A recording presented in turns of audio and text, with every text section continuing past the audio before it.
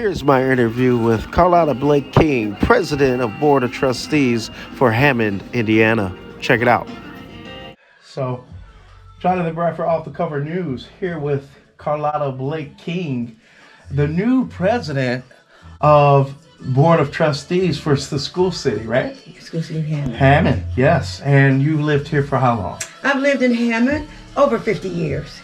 We'll just say wow. it. Over 50. Okay. I'm 76. I was 22 when I came here, I believe. So over 50 years. Awesome. And how do you feel about this particular new position overall?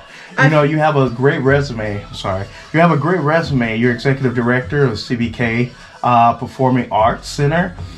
You implemented affordable housing with the United Neighborhoods Incorporation. Yes. Wow, you've been doing your homework. Yes, you're a Civil Rights Act movement, and you believe in justice and the fight for people and the public in another sense also, right? Right, correct. And now, what was the punching bag and the people symbol that you sent me in text? What does that represent for you? Did I send you a punch? Oh, yes. I'm a fighter. I've been an advocate for young children, young people, all of my adult life. Yes. I think it's born in me. My father. Yes. And my grandmother. As children, we used to sit around, because back in the day, when you wake up, we stayed with grandparents. They were reading the newspaper, becoming informed. So, that was impressionable to me as a kid. So, always talking about politics. The president this, the mayor this. I'm saying, well, that was ingrained in us as children. Right. So, when I got involved, married, started, having children. They attended the Maywood Elementary School that is no longer two blocks from me. Right. We have a new one. We joined the PTA. I had to do all of that. And then you were very active. Annie Burns Hicks knocked on my door one day and said, Miss King, I need you to come to a meeting. This gentleman, John Johnson, from Washington, D.C., U.S. Department of Civil Rights, U.S. Department of Education, Civil Rights Department, was coming to Hammond to talk about the desegregation laws, and that they wanted to tear down our school and bless our kids. And that was the beginning of my true advocacy, where I can see my self-worth as far and as you for felt kids. like passionate about that. Oh yeah, I mean, what? Tear down our school? What? No, that's not going to happen. Yeah. So I can give it to her, Mrs. Annie Burns Hicks, the first African-American teacher in Hammond, who used to live right across the ways from my home, got me involved. So from that, me and my girls, we joined the NAACP, and we started going to push. We were young, married mothers, just getting all involved in politics and advocacy. It was fun. So about Jacob Square, what was your intake on that, or your input on that? Mayor McDermott gave me an opportunity. He hired me as the executive director for United Neighborhoods, Inc., which was a housing development position. And my ultimate goal was to take on, at the time it wasn't Jacob Square, they called it Little Waco. Little Waco. Which is very I'm familiar with that. demeaning. And take this community and bring it up to par, help them. So it was located right over there. From Seoul, Amherstville, Walter to Calumet Avenue. 5 blocks. Wow. It was considered like a gang population. Gang-infested area. Prostitution, drugs, the whole 9 yards. But you still had a group of all wholesome citizens that wanted to save their community. Right. So I got the position, and honestly, at the time I was a realtor, so I had some development, experience in homes and looking at them and yada, yada, yada. So the first thing I did was meet with the community-based folks in the community. Yes. And they shared with me what they wanted to see their community look like. So the first thing we had to do was clean it up. I said, guys, the streetscapes are horrible. You need screen doors. You need flowers in front of your home. Yeah. And I found folks that were actually living on dirt floors. That was heartbreaking. So what I did, like literally dirt, dirt, wow, parts of their home. literally dirt. Wow. So I contacted the mayor. I said, Mayor, you and your entire department need to walk with me this whole 5-block radius to see the task you've given me. So long story short, he and his whole department out there, and it was the hottest October day. I mean, the mayor, everybody was sweating. The mayor said, literally every street, they talked to the neighbors, and the neighbors were flabbergasted that the mayor was walking their streets and listening to them. I mean, garbage was in all the alleys, and he was yelling at the department heads, why is this garbage out here? You know, we went through the whole spill of that.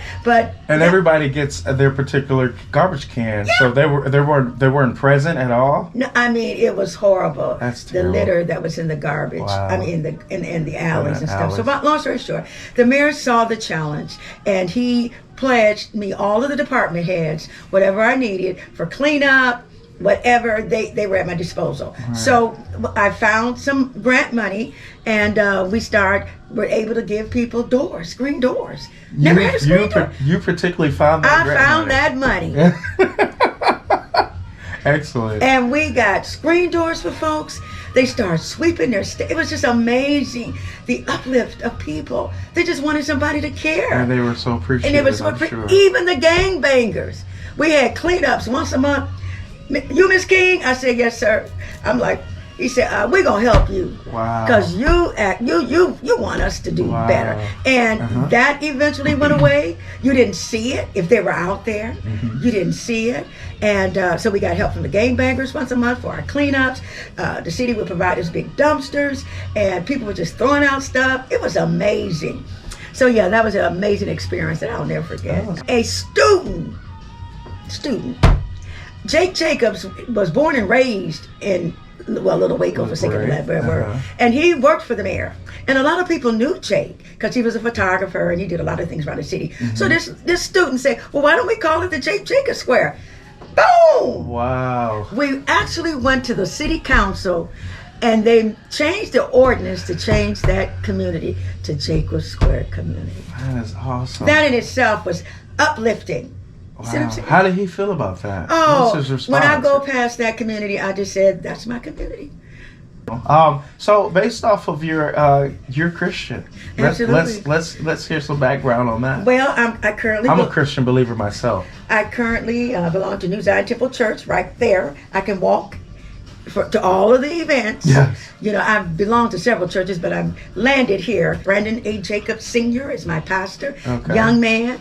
It's a young ministry. It's not too many old folks there, but they listen to us. They use our wisdom. I am on the mother's board. Yes. I'm retired from the greeters. I was one of the big greeters, but I gave it to the kids. I said, now it's time for you young folks to do this. But now I serve as the state board for the Pentecost Assemblies. Oh, wow. The state mother for the Pentecost Assemblies. And so what does that entitle? Well, during Holy Convocation, we have to attend and put together workshops and stuff for our younger women or whatever they ask us to do. It's very ceremonial with these a lot of these churches, and so we march in with the bishops and the archbishops and all of that stuff. Your relationship with God personally mean to you? My personal relationship is when I wake up in the morning, I can't move without saying thank you, Jesus, because I recognize Him as my Savior. Oh, amen. When I think of the goodness of Jesus and all He's done for me. Yes.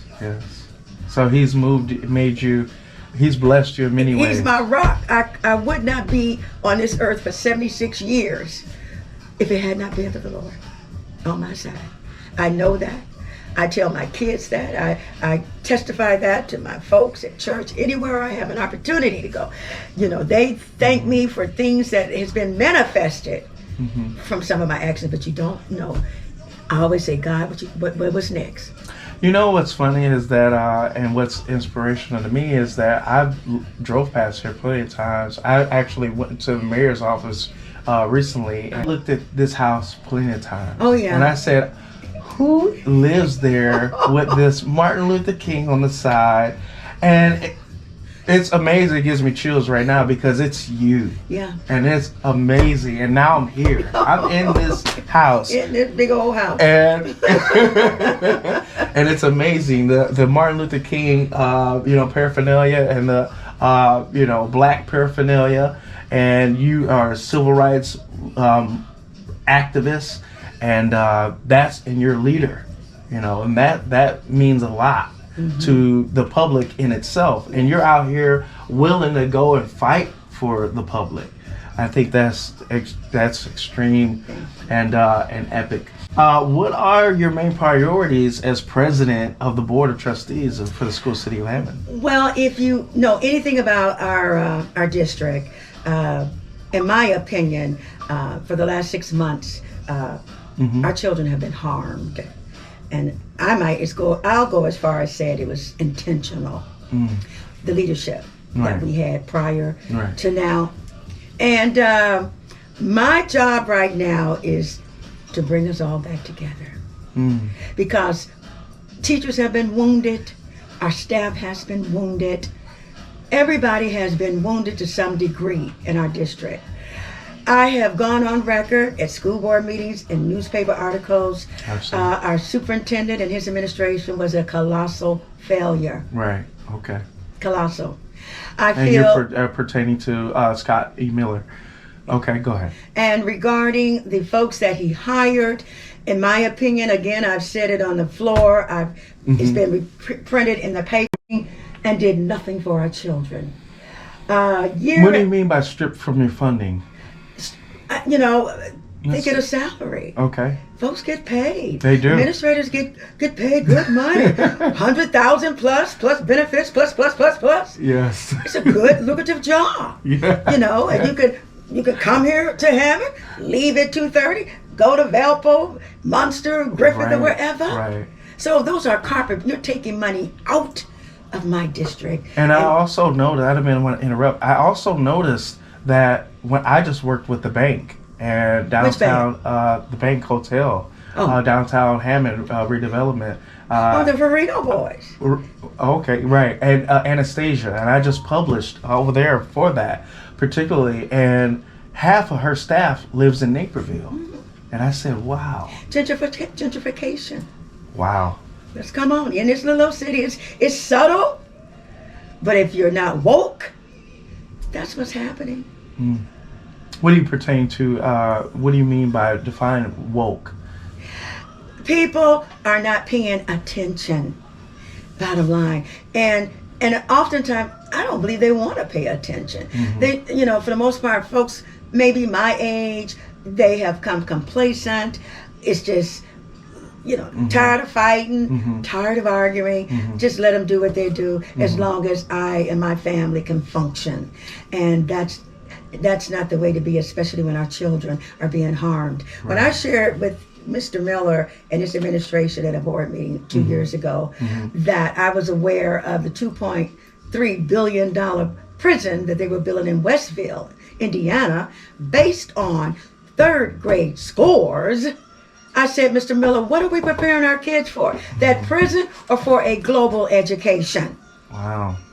That was powerful. And no, they can fill it based on third grade scores throughout the state of Indiana's school district children test scores. And you think that's intentional or not intentional? Of course it is. Okay. It's business. Yeah. The old saying, while we sleep, they're planning. While we're playing checkers, they playing chess. That's true. Come on now. And I'm a great player at chess. Go ahead. It's and it is what it is. So yes. The test score, I became a school board trustee in 2019. That was the first year I served. And we were a high C, close to a B rating. We had 13,100 students, money just flowing. We had just run the referendum, an additional $15 million that Miss Blake King fought like a dog to help pass. Wow. So speaking of the referendum, do you believe that people were misinformed because they thought their taxes were going to go up, their property taxes? When, in quote, McDermott said, no, it wasn't going to raise their taxes. It was just, they were misinformed and they missed out on that $15 million. My opinion. So, go ahead. My real opinion. Yes. Nobody on the administrative side, civil city side, fought for a referendum. They allowed the powers that be to have these signs hanging all around our cities. No referendum, vote no. Everywhere you went. Did you see anything to counter that from School City of Hammond or from Civil City? Yeah. Did you see one sign that said support the referendum? Right. So it was marketed, right? Exactly. Intentionally. Okay. And it wasn't explained to the public in detail. The less, the best. Okay. I'm serious. The less, the best. And here I'm sitting on the board, and in September, I believe, I asked the question. I said, "Well, Mr. Miller, when we going to start having the community meetings to share with the people about the referendum?" Mm-hmm. Oh, we've been having them. I'm on the board. I'm clueless. Wow. Well, by the way, we're having our last one at Morton High School. It was packed because I brought it to the people's attention. And of course it was horrible because people were mad at that point. And about let me be clear. Let me be perfectly clear. Yes. In my opinion, the taxpayers, our stakeholders, were angry because they couldn't understand what happened to the money. Right. What happened to the first $15 million that we fought hard for? Okay. And at the time, there was rumblings that DUAB was going to take us over because of lack of handling our money. We weren't good stewards. Right. In 2019, we all met with DUAB, Distress Unit Appeals Board, with our plan for consolidation and what we were going to do to hold the buck down. They accepted the plan, but they emphatically said, you got to cut spending. How many times did they say that? What are you going to do to cut spending? Right. And Mr. Miller and his administrators walked from that meeting as though they never said it. You go through $15 million, and then, mind you, with the COVID, we got all this ESSER money. We got 63 point whatever millions of dollars in ESSER and COVID funding. COVID funding. Where did it go? How could our test scores be so low? No, right. Not low, in the toilet. I know. Where were the resources for our teachers and paraprofessionals to help our kids? Where was the funding for tutoring? Right. Where was the funding to purchase extra curriculum to address the children that need it the most when it comes to reading and comprehending? Comprehension is big. My sister is Candace Bradford. She's actually the first grade teacher at Harding Elementary. Okay. And yet, how do you plan on, retaining these teachers, based off of their skills? Not appreciated the skill sets of our teachers. And I applaud the teachers that have hung on. Because I have been saying since 2024, just hang on. When we was going through the election, please don't quit. Right. Give us a chance. Right. Give me a chance. If this person wins the election and I become president, I can assure you I will do everything in my power to make a change. A few still left, and I get it. They have to feed their families. Absolutely. And then the morale, the tone of these administrators talking to them like they were dogs. The tone, emails. If you don't like it, you can leave. The tone. You don't treat people like that. I mean, when I became on board, we had at least 15 or 20 people with doctorate degrees. That designation adds to your master's doctorate degree. That's a shame. They all left. All that rich skills that they had is somewhere else. Helping somebody else's child. And they would call me, trustee, I can't hang any longer. I can't take it. They would call you personally? Personally. Wow. Personally. I can't take it. If so-and-so leave, maybe I'll come back. What about, now the school board is urging to hire janitorial positions long term. Do you feel like that's necessary? What do you mean? janitors being put back in the school system? Well, yeah, gradually, because it needs to be clean. Yeah, it is. That's another sad commentary. Sanitation. What we found, and I really can't comment on it, but it is my understanding now. Mm-hmm. When I came on board, mm-hmm. number one, the executive director of Distress Unit Appeals Board called me and said, Trustee King, I have good news. I said, what? You're no longer under the watch of DUAB. I almost fell out my seat. Oh, wow. Based on your leadership skills, your new board, and your love for children, we think you can handle it. And for the readers, DUAB is the state control. The state controlling office that take over schools. Right. They can take over them for academic reasons right. or financial reasons. Absolutely. So our issue was finance, of course. Right. But, and when I read that letter at our first January meeting, we almost wanted to do a drum roll. Because it was that kind of announcement, you know what I'm saying? Yeah. But it was astounding. Then the next week, the interim superintendent handed me one sheet of paper of our finances. All of a sudden, we just got this influx of money. Oh, wow. Our educational fund was approximately at $789,000. Now it's suddenly $14 million. Where did the money come from? Yeah. Isn't that mysterious? Yeah. I mean, and I go on and on and on. Our rainy day fund went from $4 million to over $6.7 million. Where do you believe that is coming? Well, we're having a forensic audit. Oh, okay. Yeah, we're gonna have to do a forensic audit. Yeah. You know, because you told us we were broke. And also, you said there were columns 0, 0, 0, yeah. red, right. to get a forensic audit because anything come up, we would be blamed for it. Exactly. So we got to find out because you're in that position. Yeah, now. we're in that position. Exactly. So yeah, forensic. In fact, I had voted for a forensic audit back in October of last year. Mm-hmm. It passed, but then all of a sudden we get a notice from the State Board of Accounts and said we had to ask permission of them. Mm-hmm. I said, I'm not doing that. So that gives me a breakdown of how you guys are managing the budget. Exactly. And it tells us how the money was spent. And spent. And right. where it was spent. Right. Period. Okay. So evidently it was millions of dollars just sitting somewhere for somebody to do something with. Uh-huh. In my opinion. But that's just a layman's, Well, the money that funds that aren't used, it goes back to the state, right? No, not all. No. Not all of it. Not, of course not. Okay. Maybe some of our federal money, like some grants that we write. That's what and if we don't use it, as they say, you don't use it, you lose it. You know. And then there are some title funding. If you don't use all of it, somehow the state will kind of. But most districts will use that money. Very seldom does that happen. I don't think that happens very often. So how would your president leadership style be this Basically, term? It would be calming, okay, inclusive. Mm-hmm. Our first major task was finding a superintendent. We've done that. Right. She reported Monday, and what was her name? Dr. Talisa Reed, R-E-E-D. Talisa Reed. Oh, Reed. And okay. and so far she's been a hit. Okay. And she appeared at our board meeting. On top of things, similar to people. Taylor. I think the staff is surprised. It's like a breath of fresh air.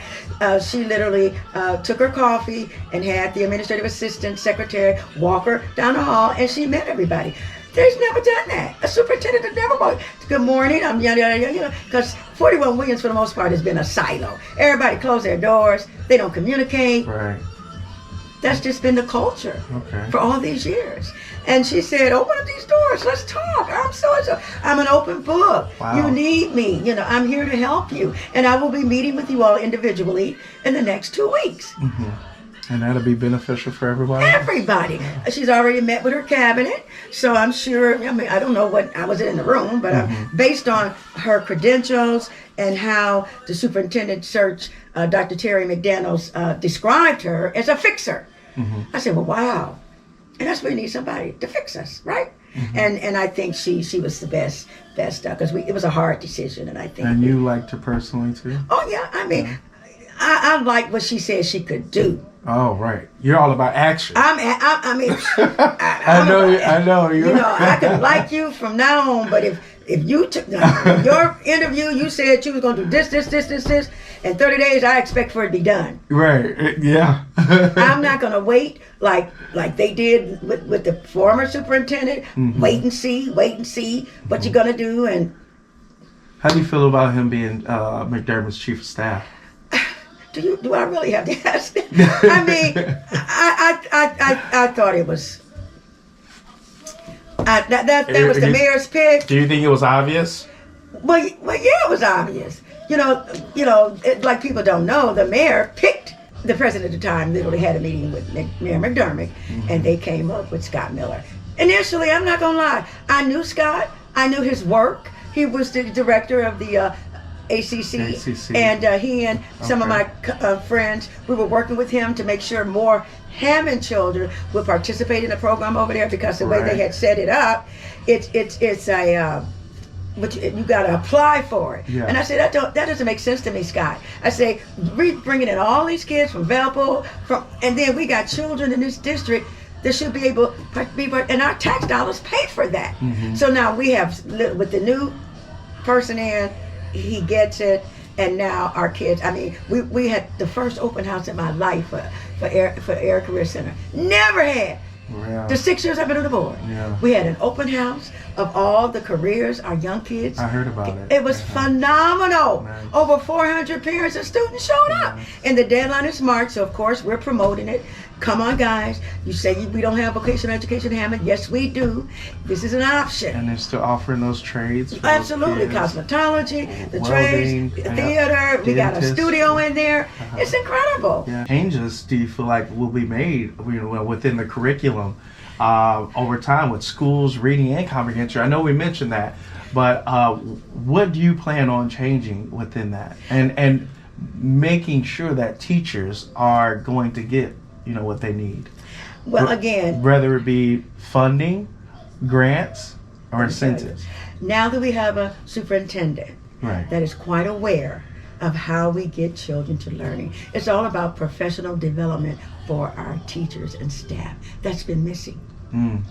Ongoing professional development in-house, not paying all this money for contractors to come in and say hi, goodbye, and we're going to be hands-on with this professional development for our teachers, and that way they will be able to fulfill their obligation of reaching these children. It's hard. I mean, these kids aren't the kids you were when you were a kid. They're not the kids with my kid. No. They are totally different. This thing, what they call it, social emotional learning. Yeah. It's real. Half the kids are antisocial. They're not focused. They come. Their home life could be whatever. I don't know. They're on the screens. Absolutely. Yeah. So that's a barrier that teachers need training to get beyond that. To break and help our kids. So I feel confident that our new superintendent will set up those kind of professional development moments so our teachers can finally, and our staff can get the training that they need. Even our special ed students, they need help. Yeah. We have not, I don't believe I concur. that we have followed the state laws. I don't believe it. I don't believe every IEP has been followed to the letter. I don't. Because when it says one-on-one help, and that student is still in a classroom with 5 and 6 kids, and you wonder why he's acting up, or she, it's because her IEP said one-on-one. Yeah. Or, making the test, or, condensing the work that student has. Absolutely. Well. I mean, and taking them out of the class. I don't even know how that happened. Yeah. That we had to mix these children in with the regular population.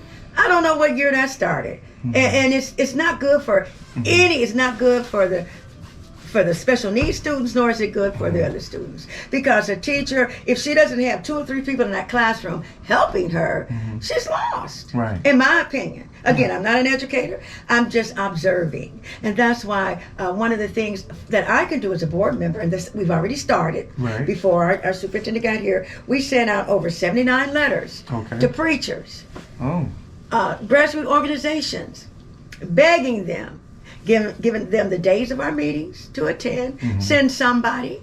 Also, we need mentors. We need tutors. Come into our buildings. All you have to do is get a background check. Our students need you. Our children need you. I did an article on Lincoln Elementary, and they have to walk 5 blocks. You know, we resolved that. The buses. We got the buses. So you got the bus service? Yeah, everybody, all the communities were served. Every school? Lincoln, O'Bannon? As far O'Bannon? as I know, every school was served. Oh, wow. I'm almost positive. Great job. We found the money. But what hurt me the most, from my understanding, those children could have been on a bus earlier, but there was a certain, allegedly, there was a certain administrator that put his foot on a certain person and say, don't do anything. Oh, wow. That's what I mean, carpetbaggers. That's what I mean, intentional. Yeah. That's what I mean. They want this district to fail. They want the parents to get mad and leave. They want our numbers to dwindle down. We got to be creative in how we're going to teach our kids. Project-based learning is the thing now. STEM and STEAM. And they can learn that right in those dunes, in our backyard. Yeah. Can you imagine? So and they want to destroy it? We have all the resources here. Right here. Okay. And we're going to have to tap into these resources. And the biggest root cells is human capital. These grandmamas and uncles sitting at home watching these stories. Give me 2 hours of your day. You know, cut off God and light and all my children. You know, days of our lives. Days of our lives. Give me a couple of hours a day.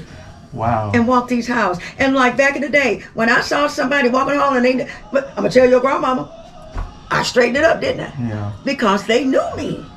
We got parents that know these children. So it would be, by community. So that is the biggest solution that you feel moving forward, changing things. Because it's going to take so much, but that's a simple fix. Right. That's so simple. Right. And if we get that going, maybe not so much this semester, but the beginning of September, oh man. Well, we have people already lined up to go to Jefferson or Annie Burns Hicks or Harding or Franklin, already lined up. Those teachers will be delighted. Plus with the additional funds. Exactly. Right. Exactly. We got more money. But again, we don't know what these folks going to do. We won't have that money. What about for those veteran teachers that have been working there for a while? Oh yeah. They want to get their salary, Well, the bottom line is funding is always an issue. And self-insurance is an issue too. That'll break a district. That's true. It'll break, and it almost broke us intentionally. But now that those carpetbaggers are gone, the new superintendent is looking at it with the union president realistically, and we got to fix. Okay. And everybody will be happy until we go into negotiations in September. Hammond, a student that graduated from Clark, he worked for Disney. And I told Mr. Miller, isn't that an incredible resource? We can get a contest going. We can get a test. Some kind of contest, and can win tickets to Disney World based on academics. He can come in and talk to. Here's somebody graduated from Clark High School working for Disney. That resource. Yes. And we have other graduates as well, but the same kind of, Roland Parrish, graduated of Hammond High, owns maybe 15, 20 McDonald's in Texas. I wouldn't say, he probably close to a billionaire, but he does donate quite a bit of money to us. We got Jesse, who works for Nike. He was a runner, Olympic runner. Wow. Graduated from Hammond High. Really? Works for Nike. Wow. We have so there's other outlets that you can utilize. And we're going to have to, once we get things settled down, once they get used to the superintendent, we all got to sit down. She said she's going to have a retreat for us because that's something we've never done. You got to come up with an agreement, right? You all have to be on one accord. Oh yeah, we got to be on one accord. We can't go over here. Everybody has to be centered, student-centered, right? Kid-centered. Yes. And our mantra for the year is School City Hammond 2025, Restoration and Elevation. Amazing. You know, everybody, I mean, people would tell me, Miss King, we would watch the board meetings at home, get our popcorn, and they would say, get him. They would say, get Miss King, get him. Get him, Miss King. I mean, I'm sitting there, you did what? I'm here fighting for my life, for your child. And y'all at home eating popcorn and say, get him. Get him, Miss King. Miss King, get who you got at that time. But for what? What does that accomplish? But what it accomplished, I'm the president of the board. Yes, absolutely. They voted. I asked them who to vote for, and they did. Nice. They didn't have to do that. They didn't know this woman from Adam. They had your you back. know, she's not like a Carlotta King. Yes. She wasn't that visible in the community. But I said, trust me, I need her on this board to break that tie. And they did it. Last question, final question. What legacy would you like to leave as president of Board of Trustees? When I want somebody to say I made a difference, that things got better, that scores raised, that morale raised, that children began loving themselves, that everybody became working as a team. That's going to be I hope that's my legacy. I'm not doing all this pushing and I pray for it. I listened to my pastor when he preached one sermon, and he said, the Lord, those people are plotting against you. We're rebuking them in the name of Jesus. I mean, I you know, you got to tell the Lord what you want. You got to be able to verbalize it. Right. So that was my prayer. Lord, I rebuke these people that are plotting for children, not for me. Because what you do to me, you're hurting kids. You're not hurting me. And they don't get that at all. Indiana School Board Association, our code of ethics, number 1, children first.